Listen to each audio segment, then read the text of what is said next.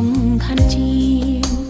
យំឡើងដេកអោបនាងគេពុនច្រៀងធ្នមចិត្តពីបើប្រពន្ធខលចង់ដាច់ខ្យល់មិនខ្វល់ថែមួមើតើស្រីនៅខាងក្រៅនឹងប្រពន្ធខុសត្រង់ណាប្រពន្ធនឹងស្រីតើមានអ្វីខុសគ្នាឬជាសន្តានពុំងាទៀមទាត្រូវតែសោប្រពន្ធស្មោះស្ម័គ្រនឹងប្តីឯស្រីស្មងបងព្រួតដល់ឡើងបងចង់ខូចដល់ឆ្នាំណាតើពេលណាសប្បាយใจចង់ផ្ដាំទៅស្រីប្តីខ្ញុំបានសុខហើយកុំមកឌឺឆាតមកផ្លែផ្កាបាញ់ឈឺខ្ញុំមិនព្រឺឆ្លោះនឹងស្រីអន់សូមបីតែប្តីខ្លួនឯងរកខ្លួនឯងមិនបានផងកំពីនឹងតាមតបស្នង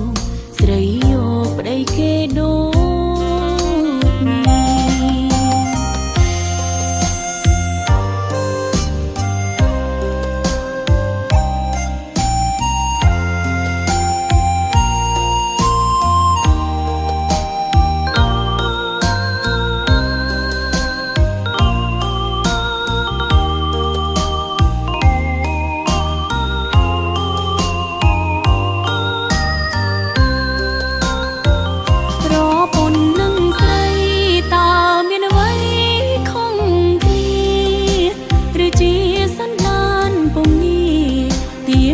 ត្រូវតែសោប្រពន្ធស្មោះស្ម័គ្រនឹងប្តីឯស្រីស្មងបងព្រួតដល់ឡើងបងចង់ខូចដល់ឆ្នាំណាតើពេលណាសប្បាយใจចង់ផ្ដាំទៅស្រីប្តីខ្ញុំបានសុខហើយកុំមកឌឺឆាតមកផ្លែផ្កាបាញ់ឈឺ